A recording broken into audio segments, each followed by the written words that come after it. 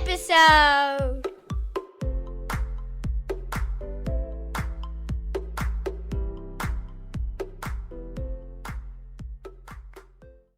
Hello and welcome back to another episode of If Only It Was Easy. Today we're back in the studio. You're with me, Donica Keneally, and Paddy O'Brien. Well, Paddy, how's it going? Good, Donica, how are you?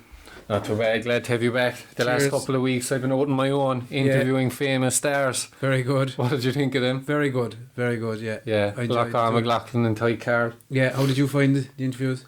Grand, it's just a conversation, Yeah. talking.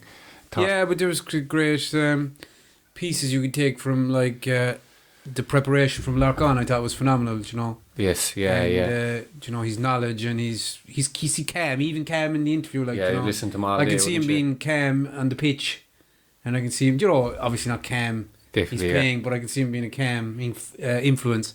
And then Tig was like the kind of the way he works his programs and working on the weaknesses and breaking it down. I thought he was very good, interesting as well. Yeah, I enjoyed speaking to him. One thing, like, you take from everyone, like, one thing Yeah. I really enjoyed from Lachlan was just how he relied on his preparation. Do you know what he was saying? Yeah. Because, like, you see him playing, and I played with him.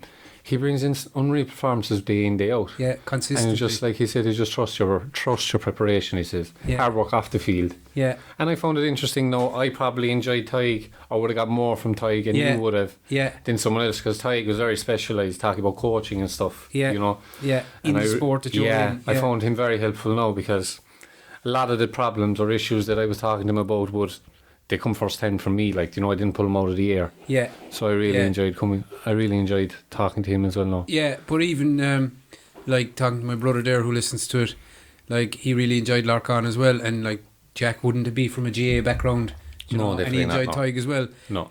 But yeah, I just thought the preparation that you don't think about, you know, and yeah, as you said, trusting the preparation is massive. Yeah, it's true, yeah. Yeah. Yeah, and do you know the other one too is I knew he was a good Kanturk footballer, but I kind of didn't understand. I didn't realise like he could have been in he could intercounty have taken football his if he pick, wanted. yeah. Yeah. I didn't realise that. Like, you know, Nice, serious talent, yeah. yeah, Yeah.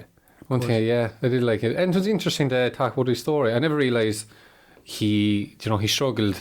I say he struggled, but he was never really on the Cork scene. Yeah, He was always yeah. thereabouts, Yeah. but nothing special. yeah. And I think he said it, like dropped it under 14 and dropped it under 15, but like that comes across in cycling too. You've fellas that aren't the best 14, 15, and then when they get to junior kind of minor level.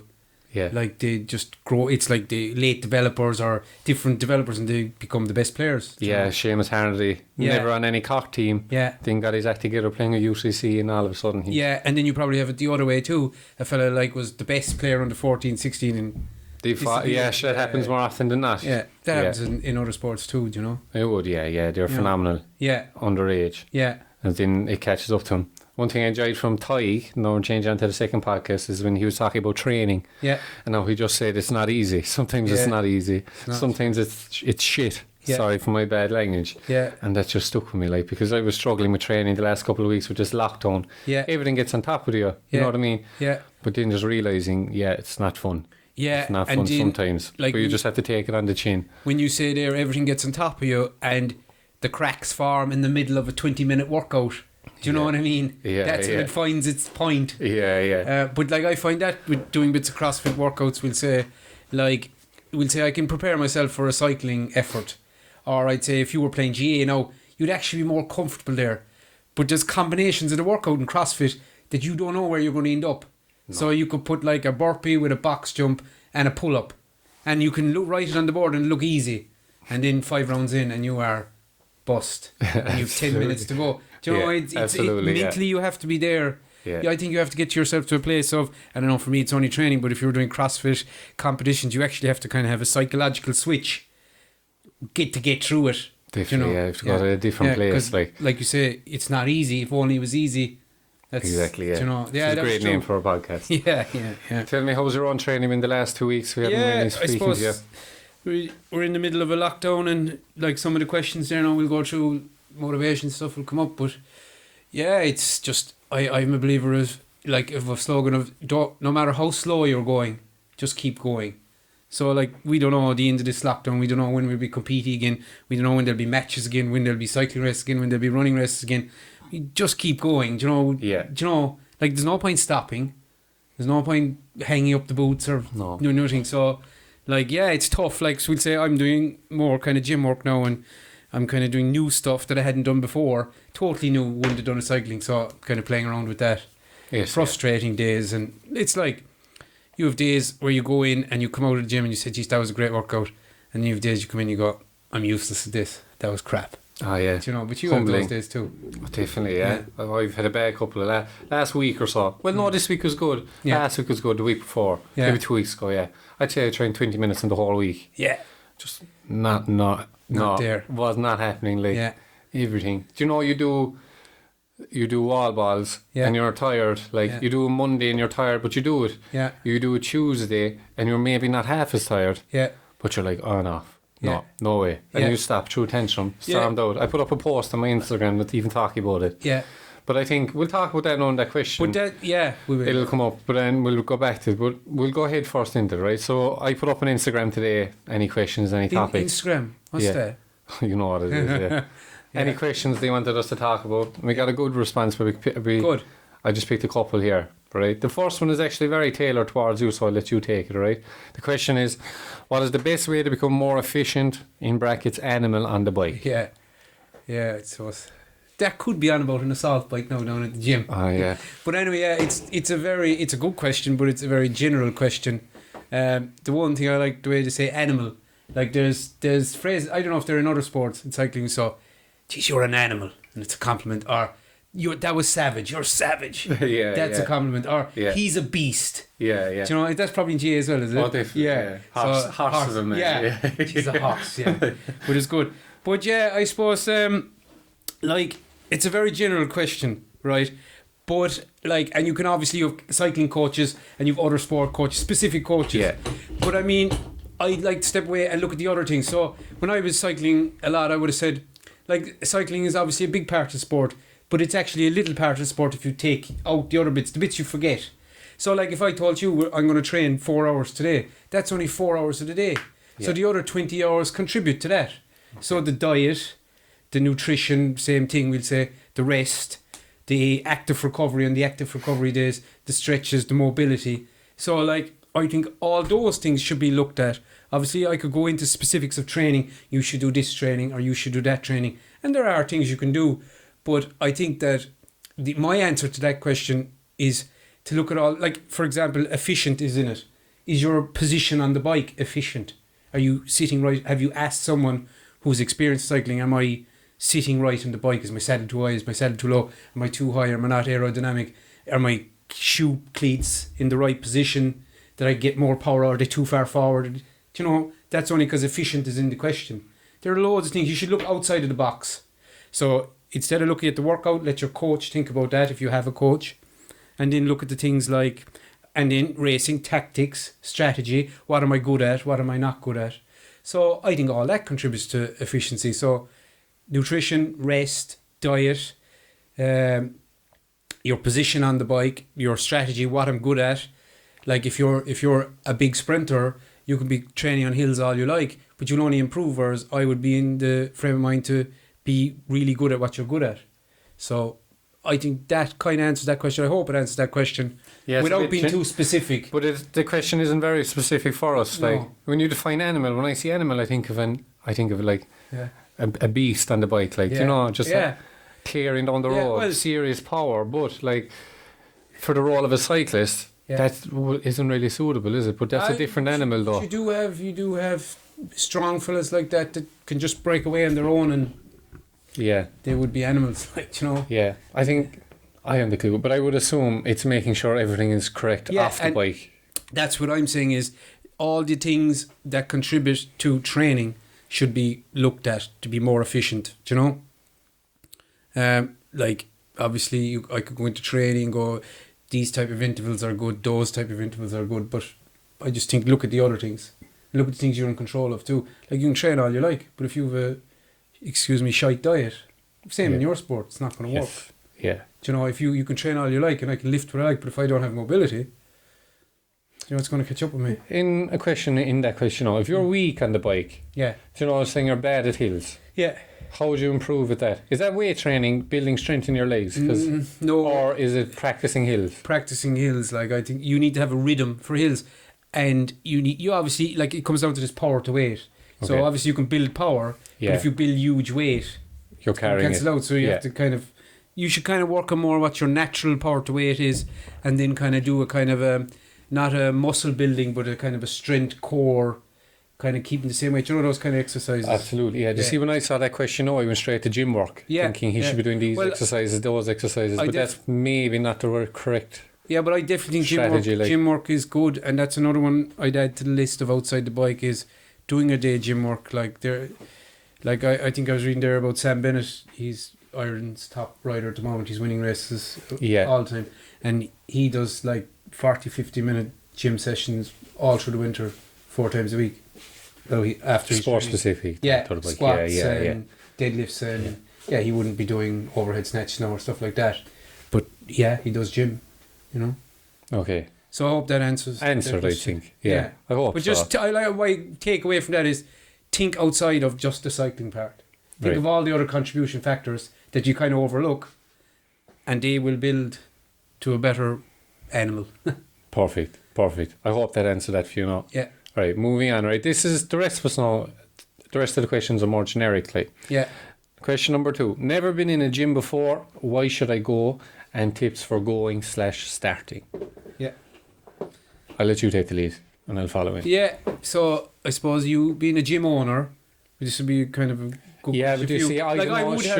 I don't know. Am I the best person to answer that? Because I own a gym and I love going to the gym. But there is. I think everyone should go to the gym. There is a kind of a fear factor of, like, especially like a box. We'd say like CrossFit gym. You know, it's raw. Yeah. Like there's not machines where I can go into the corner and do my own thing.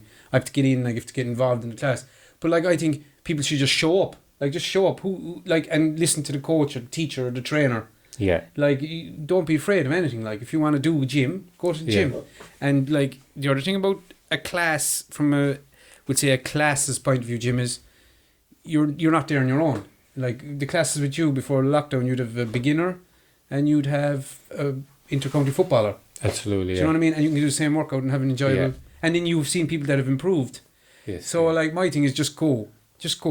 And then my other thing is keep coming back, keep showing up. Do you know, you're going to have come home the first day and the DOMs the next day are going to be things that we haven't experienced in years. Crippled. Just keep coming up. Just keep coming back, keep showing up.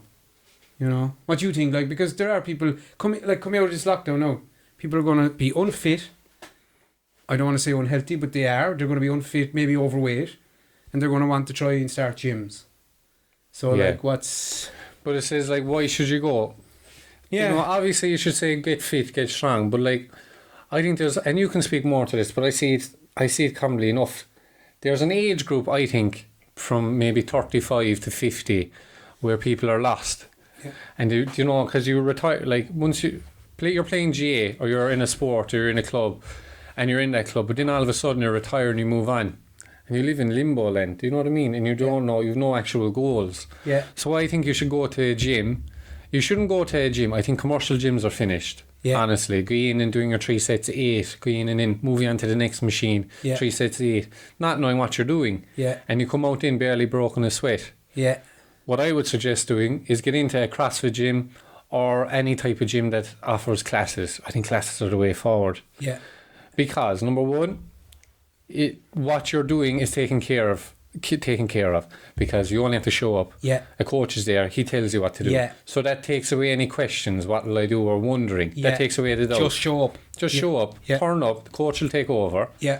And what else you're going to get is you're going back into that community feel or that team feel. Yeah. Even though going to my classes below in Fionn, you'd have 8 people there. Yeah. They're all doing their own different things. Okay, they're all doing the same workout but at different levels. It's called scaling. Yeah. Right, but you're all involved. Do you know what I mean? It's like it's community building. It's team building. Yeah. People you've done classes like. Oh, I was right. Even you're training with someone you never in your life would you think or you'd speak or be friends with that person. Yeah. But you do a workout together. Yeah. And next thing. Yeah. your friends. And you go in the next, you go, were you here yesterday? Or how did you get on? Do you do that Thursday night? Yeah, absolutely. You're, as you said, you're coming out, you're in that age bracket. Yeah. You're lost because you're gone from the GA or gone from whatever sport, and you're back in a community then. Yeah, definitely. That's a great answer. Stay away from the commercial gyms in the beginning and get into a class. Yeah. Get into any form of class. I don't care if it's spinning or if it's whatever, kettlebells, whatever. I'm not saying don't come to me. I agree. Yeah. Get into a class. Yeah, come on. Yeah. And tips for going. Yeah. Just 30 seconds of bravery. That's all it is. Just sit into the car and turn up. Yeah. The second you do one class, amount of people that come into me saying, I've met in the street, and I said, when you coming down to me, I don't know would I be able. Yeah. I don't know would I be able. Have you ever met anyone who wasn't able? No, exactly. Yeah, it's all relative. You just tip away, You don't expect a fella to come in there squat that. Yeah. And people totally agree with you. And 20 seconds of bravery, that's gold there, yeah. It's not even that, it's 20 seconds of bravery. Just sit into the car and get going, you know what I mean? Yeah. Bit of naivety, I think. Yeah. That's it. Just go down, show up. And once you do one, then you're in. It's like a society. It's like a cult. Yeah. You're in. Love it. Yeah. That's what I'd say. Yeah. Brilliant. I like that. Yeah. Just show up. Yeah. Go to the class and just 20 seconds of bravery. Just go for it. I like that. So that's a good one. You can bring that one there now to anything workout. Just close your eyes. 20 seconds of bravery. You've started it. Yeah. You're not gonna stop. Yeah. Good. Yeah. Very good. I hope that's answered. Question number 3. Staying motivated, question mark. I presume that's with training and... and I suppose you can... Trying to keep... Yeah. Yeah, well, the motivation is the dream. Yeah. You always have that big dream. Yeah. No? I agree, yeah. I would say my background is cycling, your dream would have been to be a professional cyclist or to ride for Ireland. Yeah. Or to win such a race. So you have to keep the dream. So the dream is the end product. They say it was what is it? Figuring out your why. That's what they say. Figure out your why. Why are you training? Or why would you even bother going training? Yeah. But then I think motivation then comes back to like goal setting. Kind of what I used to say before when I was cycling like years ago, and the start of the season in Ireland. This is when I'm back underage. Was March. Yeah. And when you line up on the starting line in March, starts first race, everyone is equally motivated to win the race. Right? Absolutely. So you're the same motivated as me on the start line. Yeah. Then it's too late. So you have to be motivated in November to win in March. Because I can be as motivated as I want the 1st of March, but if I haven't been motivated in November, December, January to do the work to get to March. So I am motivated, and I think motivation is knowing where you're going. What's it for? Why did I go to the gym? Why am I training? A finish line, not a finish line, but a goal, and a big goal. You know? But because I have issues with goals, and what I'm saying is choosing the right goal. You know what I mean? Yeah. A lot of people, and I found this out the hard way, is people set their goals, but their goals are external. Yeah. You know what I mean? I want to win. I want to win in All Ireland. Yeah. I want to do this race. I want to beat that fella. Yeah. And I think that's bad motivation. I think that's negative motivation. The reason is because when you look at all these stars, that would take Loughlin, for example. Last week, I asked him, a 15, 16-year-old looking to play for Cork, and the first thing what advice would you give him? The first thing he said to me is, don't worry about playing for Cork. Yeah. Make sure you enjoy the sport. Yeah. So that'll take care of itself if you're good enough. Like, exactly. So I would say, look, if you're setting goals, make sure your goals are internal. Yeah. Make sure you want to achieve. We'll pick a sport. Take cycling, for example. Yeah. Your goal should be the best you can be. That sounds. I know that's on a book. That's like in books now, and you see that everyone is saying that. Yeah. But if your goal is to win this massive race, do you see, like, if you don't win it, then you're left. You leave yourself a lot of. But I think your goal, negative space. There should never be just one goal. Like when I was cycling, you'd have the big long-term goal and the medium-term goal and short-term goal. Yeah. And the short-term and the medium goals are always changing. Yeah. And then your big goal is the big goal. You're right, because if you don't succeed on the big goal, sure, feck, it's over. Like you're saying, you shouldn't have one big goal. Yeah, I think. So. Well, I think we're actually going off the topic. No, but motivation, like you have to love your sport. Like you could be as motivated as you want. Like I put it this way: how are you going to? There's a person is listening to this now, lying down on the couch. How are you going to motivate? How is that person going to get up and do a 20-minute workout? That's the question. How do you stay motivated? stick it up and do that 20-minute workout. We're going off and now thinking winning the Tour de France and winning the CrossFit Games. Yeah, I know. What I'll say is try and vary your training. You know what I mean? Yeah. What I find is when I'm struggling, I might even I train outside. People are training in the same room, and it's, oh my God, I'm not going down. I'm not going into that gym again, or I'm not going into that room doing more burpees. Yeah. Whereas if the sun is shining, throw the mat out into the backyard, and do something different out in the sun. So you can change the variables, things that you control. The work has to be done. Yeah. Okay. So I would change your location. Yeah. So what I mean is, like, I train in the gym. I'm blessed now. I have my own gym. But I just, days I don't feel like training, I just train in a different corner of the gym. Yeah. Just to make it feel different. Yeah. Because his work is the same, it's still drudgery, like. Yeah. You still have to grind it out. Yeah. So that's what I do. If you're motivated, just change the scenery. Yeah. Go outside. Go for a run. Yeah. Instead of doing your half an hour of push-ups, sit-ups, squats. Yeah. Go for a walk up Mount Hillary. Yeah. Okay. Vary it up. Yeah. Very good. Change. You could easily just buy a new T-shirt from M&M Direct, a new training top. Absolutely. You're excited to put that on and go training. Yeah. Get a new pair of shoes, try a new pair of shorts, whatever. Yeah. Do you know? You can change those things. So I bought it, like, I'm after ordering a new pair of CrossFit shoes, Innovates, right? The second I get them, I'm going to be mad to go into the gym and do a training session in them. You know what I mean? No, you can't be spending 50 hours every week to keep you motivated. But when there's bad weeks and there's tough weeks, you can mix it up like that. Obviously, figure out your why. Yeah. Why do you want to get fit? And it has to be...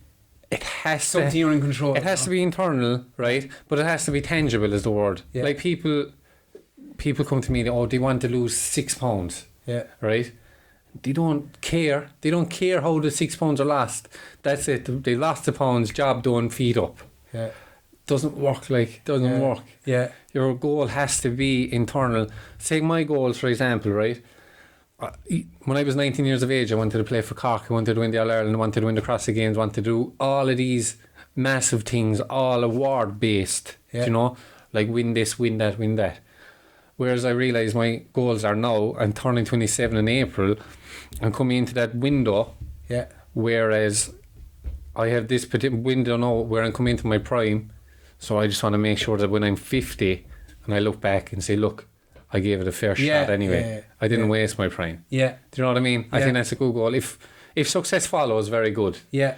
I just don't want to be that fella which you see in Ned Barrett's, like, suppy a pint of Guinness. He's telling you, I was well able to do that in my time as well. Yeah. I was like... Yeah, you wanted to get it all out. No, I wanted to tell a fella, look, I actually did do it. Yeah. I don't know. Yeah, and so just one other thing for the motivation is, like that you're saying, is keep it simple too. Like, I'll give you an example. So, if I wanted to train before work, so I knew I had limited time, like, have everything ready the night before. So, like, for me to train before work is probably training at 7. Okay. So, like, if you're going to go for a morning run, yes, or if you're going to go for a morning walk with the dog, have the lead ready, have the high vis vest ready. Do you know what I mean? Yeah. You have the cycling gear ready, have the bike ready if you want to train. Make it as easy as possible. Just keep it simple so that there's no choice then in the morning that when the alarm goes at 6:30 and you have to get up to go training, you go, sure, everything's in the press now, I won't bother. Whereas if it's laid out in a chair, just keep it a little bit simple, like the same as if you're going to go to the gym after work and you're driving home, have the water bottle, have the gym bag, keep it ready so that that's one thing that can't turn you off, the motivation, because it's easy to go off. Like, that's what I say. You love going training. I think I said that to you before. Yeah, it's for like drinking.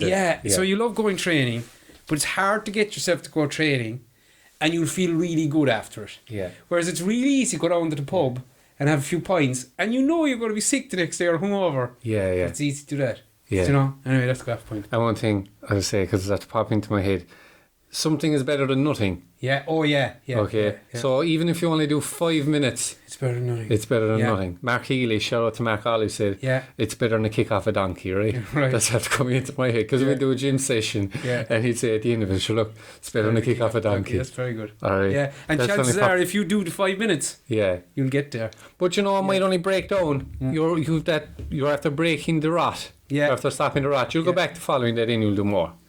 Anyway, we'll move on. Very good. Question number 4. Box ticked. You read question number 4 there. Give me a break. What's the steps from amateur to pro? Kind of one part of the question. And how is amateur sport becoming more and more professional? So it's kind of two. You could probably speak more about this, would you? What's the gap between an amateur and a pro? Well, I think the second part of the question, how is amateur sport becoming more and more professional? Information. Yeah. You've scores of information there. You know what professional cyclists are doing now. Yes. You know the training they're doing. They're blogging, they're on Instagram. So information is definitely why amateur sport is becoming more and more professional. Professional cyclists, like when I came back, I cycled 6 or 7 years, amateur in Ireland. Sure, information would have seeped out of me. Oh, yes, to other people, yeah. What I was doing training when I was full-time, what I wasn't, you know? Yeah. So I think the steps from amateur to pro is sport-specific. So we'll say, from cycling point of view, like you don't have trials or you don't have scouts, we'll say. You don't really have that kind of setup. So from an Irish cyclist point of view, you need to go international if you want to be a professional. I don't think, no, you have to go international. There's no, so my story was, I told you in one of the first podcasts, was I cycled in Ireland and then I went cycling in France and then I went cycling in Belgium, but I went and I joined it, I got onto a team. You can go and ask for a team. You have a thing called a cycling CV or a sports CV. You send it and you go and you just go and race. There's Dylan Corkery from Bantier, he's racing in France at the moment. Yeah. Darren O'Mahony from Rockchapel, he's racing internationally at the moment. And there's loads of them. Just go and do it. And then, like Larkans, then just let progress happen. You're on the shop window, and if you're good enough, you'll get there. That's a cycling amateur to pro. But don't overthink it either. Just put yourself where you need to be, like racing, training, and let the progression happen. That's the amateur to pro. But that's the second part of that question I find very, very interesting. Like, we'll say if I asked you that GAA isn't a professional sport, but why is GAA coming more and more, like, we'll say, before you could have worked 50 hours a week and played senior hurling for Cork, or senior hurling for a Cork club. Yeah. Geez, now you be all out to do it, like. Yeah, be full on, yeah. You know, even Lockheed said that last, or 2 weeks ago, yeah. You know. He said it's full on. You go back in October, November. Yeah. And it's full on. So why has that become more professional? Like, why? It's information, really, isn't it, no?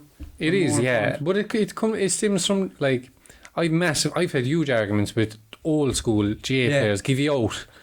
Yeah. Give you out. They're going back training in January and doing these S&C. Yeah. But they're missing out. And a huge factor is that the players want that. Yeah. You know what I mean? Yeah. You want to see, you don't grow up wanting to be an amateur player. No, yeah. You grow up wanting to be a professional player. Best, yeah. So if you want to, so take GAA for an example, we're going back training now in January. The teams go back training in January. They have an S&C coach. They get their nutrition plans. Yeah. To an onlooker saying, "Gosh, that's outrageous. It's an amateur sport." Yeah. But you have to look at the aspects. The players want that. You know what I mean? Yeah. No, I think it's getting to a dangerous extreme. Yeah. Whereas you can't. Sure, if you have championship in 6 weeks, you can't go out. Yeah. You have to stay in, live like a hermit. Yeah. You know what I mean? Yeah. I think it's starting to tip over a tiny bit. Yeah. But like how amateur sport is becoming more and more professional, you hit the nail on the head there. It's information. Yeah, we'll say you could look now at the Team Sky. They're now Team Ineos. They had this thing, marginal gains. Yeah. This is going back, we'll say 2011, 2012, where they took all the little bits and marginally made them better. So all the little things that would add up to being a better cyclist. Sure, it's the same. I've all that information. I've seen it in the documentary. I've seen the efforts they do. I've seen the training they've done. I've seen the turbo sessions they do. And all right, maybe I can't do the same because they're better cyclists than me, but I can try. You know, whereas before I didn't know what people were doing. It's the same. Yeah, it's information. You've overloaded information. I can go on YouTube and look up how to do a squat clean or a hang clean. Do you know what I mean? Yeah. And I can get perfect tutorial of it. Yeah. And go and try and do it myself. You know. So information, and it's a good thing, as you say, but there's a line, and is the line being crossed now? But that's a debate for another day, like you're saying there. Yeah, but in relation to team sport, like when you're talking about how it's becoming more professional, I think the ship has sailed. Like what I mean by that is, if you take, I take in charge of a team now in a month's time. Yeah. And I decide, the heart of hurling is being lost. we're not going to do any of that S&C. We're going to go back to the bare root of the game. Yeah. We're just going to have fun, play the game. Yeah. That's brilliant. They might enjoy it. But when it comes down to playing other teams who are doing it, there's only going to be one winner. Yeah. If we go back in March and do our hurling and our skill work back to the bare roots of the game, come up against a team then that are training hard since December, doing their S&C, look after their nutrition, they blow you out of it. So maybe it's bad that it's coming into the game, but you have to do it. Yeah, I think you have to do it. Yeah, and it's the same. It's the same in cycling, like, you know. Yeah, definitely. Yeah. I remember the first time I ever heard of a guy doing 30 hours cycling training in a week. Yeah. And my jaw hit the ground. Yeah. 30 hours cycling training a week, and now, like, I wouldn't do 30 hours now. I'm working, but like 30 hours would be grand. For full-time cyclists, be grand. I remember the first time I heard it. That's 20 years ago. Do you know what I mean? Yeah, it's evolved. It's evolved. That's the answer to that.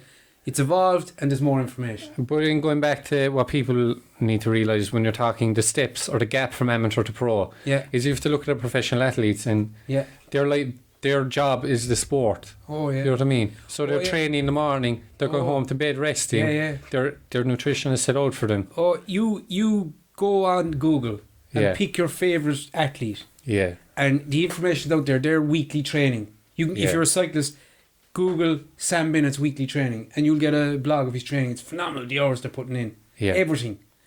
Tiger Woods, he had a car crash during the week, and I was just looking through Google and I found this thing. He's up 6:30 every morning. He does an hour cardio. Then he does an hour in the gym. Then he has his breakfast. Then he's on the course for 9 hours. Then he's doing the shark game. And then I think he had another bit of cardio and then evening rest every day. Like it's a regiment. Yeah. So like you're saying there, steps to amateur professional is you have to look at the professional, see what they're doing, and try and get there. Yeah. No, yeah. The road I'm in to talk to you, this is a topic is, will you find when you speak to a lot of professional athletes or people that are successful, and they all have the same factor. I remember Roy Keane spoke over here, and you ask him about his career, and the one thing he says, and Lockie said it as well, is luck. There's a lot of luck following it, which I find hard. I found hard to believe until I heard a lot of athletes kind of say it. Yeah, like Loughlin came in there to in the county panel, very lucky time because there was a lot of retirements happening. Yeah, and Roy Keane speaks about how he had great teammates. Yeah, so he was lucky to go in with good teammates to bring him on. Yeah, you know what I mean. Yeah, and I think Loughlin mentioned he was kind of on just after the strike too, wasn't he? And there was new management, and he mentioned that too. Yeah. Oh yeah, but that's in life. There's a book, Outliers. I'll get the book for you. I read it. Okay. And it's all different stories about like that. The look. The first chapter is about hockey players in Canada. Yes. And your man was looking at the program of the hockey players, professional, and they had the date of births, and all the date of births were January and February. Every professional player. He never March maybe. Okay. And then he went back checking. And it's all because of the school system. And when they were playing under 6, under 7s, they were 10 months older than the next fella. Then they got on to the next pool of being with the best coaches. It's luck. Yeah. In a way. Yeah. And then there's another chapter. There's a chapter about Bill Gates. Yeah. Bill Gates had free access to computers and stuff, free at night time in some university. So when he was a young fella, he used to go out the window of his house and he used to be able to go to the library and get into the computers free from like midnight till morning. And that's how if at that time if he didn't have that free access, he would have been at something else. Do you know what I mean? Yes. And there's a couple of chapters. There's a chapter on the book about a plane crash. Korean Airlines had the most plane crashes, and it's all because the pilots were too respectful to the guys down in the air control. So when they wanted to land or had the problem, they were like, do you know, yes sir, no sir. Whereas another person, it's a great book. I'll get it for you. Okay, sorry, way off topic there. No, that's interesting. Yeah. We'll move on anyway because we're kind of we're nearly talking about the next question anyway. Yeah. So question number 5? What it takes to make it to the top of a certain sport? Yeah. Or what does it take? Yeah. I have a good one on this, but go for it. So I like sayings, like you said there. It's better than a kick from a donkey. I love that stuff, right? Yeah. So when you talk about what does it take to be top of a certain sport? Yeah. So I say dedication, determination, and commitment. Yeah. Would you agree with those? Absolutely. So commitment. Then my phrase for commitment is, so you're the chicken and the pig. So the chicken is involved in the egg, but the pig is committed to the bacon. I find that good, no? You'll have to explain it. So like the chicken produces the egg, but the pig, he dies for the bacon, like. Oh, I get it. Yeah, very good. That's actually, I'm kind of stealing that phrase, but there's a guy familiar there, Joe O'Leary from Killarney. Yeah. He's an ultramarathon runner, and he told me that one. I thought it was very good. But it's all those, it's like the steps you talked about, determination and not taking no, like you're going to have disappointments, and the guy who can pick himself up and move on. Yeah. Like all that plays into the part of, to be good at, you have to love your generic answers are, hard work, dedication, aren't they? But then if discipline. like kind of dipping into your last two interviews, they love the sport. Yeah. Like, you gotta love it. Tig said that. Yeah. Larkin said that. Yeah. I would say that about cycling. I love the sport. So, like, I would have done anything to be good at cycling because I love the sport. And that comes back, that's the roots of your thing, is that you love the sport. But I can't go, what would you say outside of generic stuff like determination and all that? How would you answer that question? What it takes to make it to the top of a certain sport. Obviously you have to put your hard work in. Yeah. You need to be dedicated, yes. But I think there's like these X factors that just happen, like, you know what I mean? Take Matt Fraser out to CrossFit. Yeah. Like, he went in, it's genetics. It's that 1% to be the top. It's a lot of luck falling as a good teammate. Like, Matt Fraser came from a huge weightlifting background, right? And then he fell into CrossFit. He fell into CrossFit classes, but he was instantly good at it. He was winning competitions more or less straight off the bat. Yeah. I think, like, what I'd have a huge issue with, and maybe I'm getting small but negative now, is when you see some successful people and they win this tournament, and then they grab the mic and they say, if you believe, you can achieve anything. You know what I mean? Yeah. But if you take the 20 people that he beat, they're working just as hard as he are. Yeah. You know what I mean? Yeah. I think there's a lot of that X factor. I think a lot of it is luck. A lot of it is knowing, I won't put limitations, knowing your abilities. You know what I mean? Yeah. Like, I could dedicate the rest of my life now to whatever, marathon running. Okay, I'm going to dedicate, put my head down, leave no stone unturned. But I'm never going to beat the 2-hour marathon. You know what I mean? Yeah. Am I negative there? No, I know, but I think people need to realise this as well. Yeah. But, yeah. What does it take? Right, just say if you're motivated and you want to get there, the non-negotiables are you have to put your head down. Yeah. You have to train. Even the days you don't want to train, you're still going to have to show up and do something. Yeah. You have to stay dedicated. Yeah. Like, takeaways of a Friday night, Saturday night, Sunday night. Go on. The one work. Have to get to bed early, have to do your 12 hours sleep. Consistently working, not just working good for a week. Yeah. Doing the bollocks for another week, do you know what I mean? Away from your sport, have to put your recovery in. Yeah. Self-analysis is a big one too. Yeah. I think that, like, and they do it now on Top Sport, is that they, every so often they go away and they do a self-analysis, points, and to improve their sport. Yeah. Do you know, like, if you want to be good at a certain sport, sit down tonight and do a self-analysis of where am I now? What do I need to do? Do a left-hand side of the page, right-hand side of the page. Do you know? That should bring you higher up in your sport. Yeah. Other topics you have to ask for then is coaching, programming, structure. Yeah. There's no point training and doing the wrong thing. Yeah. Yeah, that's why coaching is vital. And ask for the help. Like, don't be afraid to drop a person a line. Like, someone who's, like, we'll say, if you're a good GA player, go out and send Larkin McLaughlin a Facebook message saying, geez, any chance you give me a few tips? Yeah. Or whatever. Yeah, don't be afraid to ask for the help. Absolutely, yeah. What's he going to say? No. Yeah, say no and problem. he's not going to say no. Exactly, yeah. If he does anyway, you move on. Yeah.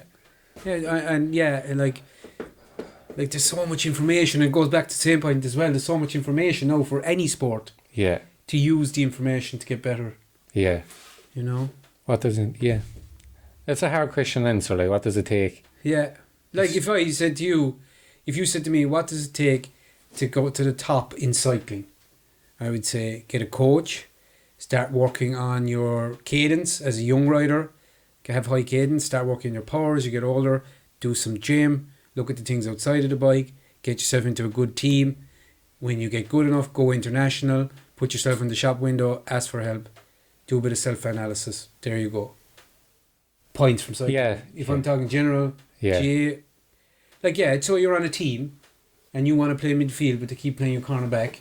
What do you do then? Like, you want to be better at a sport. Do you just put yourself out there? It's like, I think Larkin said that, didn't he start corner forward? Yeah. And the first panel he was in, and he ended up being wing back. Yeah, that's a massive change. Yeah. But he wasn't going to put his hand up and say, I want to be. Yeah, so just go with the progression. That's true, yeah. Team sports is different though, because you're dealing with opinions of other people. You know what I mean? Yeah. You think I should be out midfield. Yeah. But if the trainer or manager doesn't think, no, go in cornerback, no. You'll go where you're put as a team. But like, if you're on a team and you want to be successful, you have to make sure that, just say I'm cornerback, I literally have no control about what my wingback is doing. Yeah. Whether he's living the life off the field or not. Yeah. But I have control of what I'm doing. Yeah. I can make sure that my nutrition is proper. Yeah. I can make sure that I'm recovering properly. Yeah. I can make sure I'm constantly, the hurl is in my hand straight away. Yeah. Every day, working my touch, working my aspect. Yeah. You can look after yourself. Yeah. Individual sport, I think you hit the nail on the head there. Yeah. And that's what you spoke about. Cycling is, you could talk about any sport. Yeah. Take CrossFit. Yeah. Get in early, work on your skills. Yeah. Drill your gymnastics, drill your weightlifting. Yeah. Stay consistent. Yeah. Consistency. And seek the help that's there, or the guidance that's there. Yeah. Yeah. Well, that's another question I would ask you, because kind of going GA. Let's say if you were still playing GA now at the top level, what would you be doing now during lockdown? Like, so the matches could open up fairly fast. Yeah. So like, and obviously you can go away and do your own S&C, and you can do all your stuff like that yourself if you're motivated enough. But what about match sharpness? Is that just going to be like baptism of fire when the matches? Like, in theory, people might have played a match for over a year, no league. Yeah, yeah. Like, are they going to go straight into championship? I don't know what they're going to do. We'll say no hurling wise, but like, should you be doing more ball skill off the wall at home, or like? I would, yeah, you do, yeah. If you're hurling, just ball off the wall. It's hard to stay motivated though. Yeah, it's going on so long. Like, I would leave it. I wouldn't. If there was a couple of people that freak you out, I'd say just don't worry about it. Just tip away, shift your priorities for the time being. Yeah, it doesn't look like we're not going to be out of this till April, May. Yeah, at the earliest. Yeah, so it's very hard to get yourself revved up now and be. Yeah, I would shift your priorities. I remember a fella, Anthony Nash, came up to me one day when I was training with CrossFit. I just got into CrossFit, and obviously they were getting to the pre-season, and he asked me, CrossFit for the winter, should I or shouldn't I? Should I go at it? And I said, you can look at it two different ways. If you want to put your head down now and say, is it the best thing for me physically to improve as being a goalkeeper? I would probably say no, because he could go sport specific. He could work on his strength for puck outs, he can work on his agility, he can work on his sharpness, he can work on everything, right? CrossFit as a whole probably wouldn't help that. So there's more sport specific things he could be doing. Yeah. But on the other aspect of it, mentally, I said it's probably the best thing he could be doing. Yeah. Because it'll give him 2 months away from the hurling, away from being so specific, away from thinking about scenarios, thinking about puck outs, thinking about strategies. Yeah. And he's going to get fit in the meantime. Yeah. Because what I find that you're on about how do people stay motivated now. If you're hurling on the brain now, come championship you'll be burnt out. Yeah, you'll be sick. You'll be sick of it. Yeah. So what I would then say to people now is embrace this break. Yeah. Go out, just fall in love with something else. Yeah. Go running, try and get your 5k time down. Yeah. If you have a set of weights at home, try and get your back squat up. Yeah. I wouldn't worry about it if people weren't hurling. So you wouldn't worry about the skill, the touch? Nah. And I suppose get it back in 6 weeks. Yeah, if you're playing hurling since you're 12 and you're now 17 or 18, that's going to come back very fast. Yeah, you'll get it back, alright. There's no panic. Grand. I'd shift your priorities. Shift your priorities. Yeah, it'd be the same in cycling. I'd go away. It's an opportunity to try something else, to be honest. Yeah, it's the same in cycling. I'd take out the sharp end efforts, and I'd start working things like that, strength and endurance and stuff that's lower key, looking long term, because you mightn't be competing for another few weeks. So yeah, I'd be the same. Whereas I could say, geez, we could be racing next week, start going, hammering the ball off the wall, get the skill, but sure, you could be doing that for 8 weeks, man. Yeah, exactly, yeah. Cool. Right, bud. I think that's all our questions answered. 1, 2, 3, 4 and 5. Yeah. And thanks to everyone who sent in a question. Absolutely, So we'll do, I'm not saying we'll do it every week, but we'll do a few of these. And like, the other thing too is like, even if they have questions that we'd like, what did you think of Larkin when he said such a thing, or how did you react to that? Yeah, or another interview now next week. Yeah. Send them in. Yeah. Perfect, boys. Start winding down. Yeah. How are you finding the lockdown now? Another 2 weeks? Yeah, sure, we're used to it now. Working from home, I'm looking forward to getting back working in the office. And training-wise, I'm looking forward to getting into a few classes. Yeah, when the gym gets going. Yeah. Doing a bit of gym on your own. And yeah, I suppose the cycling, like I do a small bit of cycling. My nephew can, but I'd like to get outside of the 5k. Would be nice, you know. Yeah, definitely. Yeah. But yeah, sure. Look, we're in the lockdown. Hopefully, look, the jab is coming on, I suppose. Yeah. I tell you, no, I am sick of it. Yeah, I'm sick of it. Yeah. The sooner we're open, the better. Well, it's not that aspect of it. It's just like people look at me. I know I'm blessed. I have first world problems having my own gym. Yeah. You know, there's a fear of me. But like training on your own gets. Yeah. It doesn't belong getting boring, and the days don't belong getting long. Yeah. You know what I mean? Yeah. So I'm ready. I'm ready to go back at it. Yeah, but I think we're getting into a bit of fine weather now. So like you're saying there now, there might be days you said earlier that you don't want to train. You might be able to go for a run in the park and stuff. Yeah, it's getting finer days and stuff. Yeah. Mount Hillary saving me now. Taking the dogs up Mount Hillary. Yeah. The dog walk is saving me. Good. Saving me. Good. Anyway, how are you finding the Only Fools and Horses? Did you finish it up? Finished it up. Great stuff. I'd recommend it. You've probably seen them all, have you? I've seen a lot of them. Yeah. The first couple are the best with the grandfather. Yeah. The before he dies, good. The uncle's good as well. Yeah. So the last day we did the podcast too, few people text me about, the Netflix thing and what they're watching. Yeah. So Alan Brosnan texts me, Playbook on Netflix. Very good. Right, lads. I haven't got into it yet. Get on it. And the other one, James Shine texts me, Losers. I watched a few episodes of that. It's very good. It's like fellas who could have been. They're so close. It's very good. So there was one guy, I think he was to fight, the guy who beat Tyson, Buster, what's his name? Buster Douglas. He was to fight him, or he beat him or something.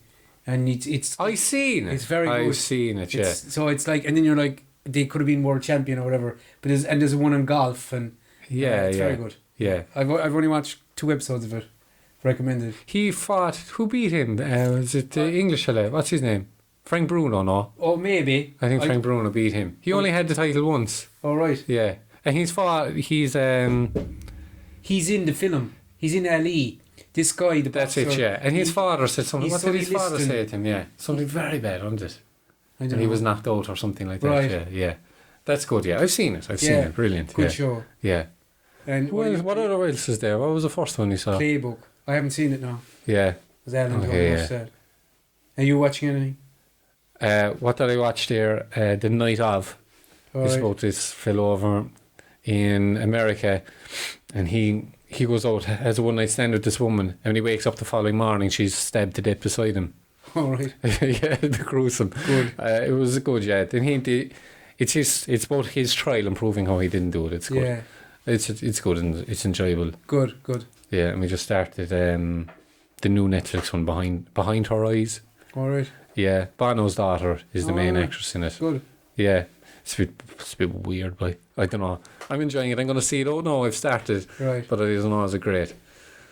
Anyway, happy. Yeah, thanks a million. We'll leave it there, lads. Shall we see you again? Thanks very much. Bye now.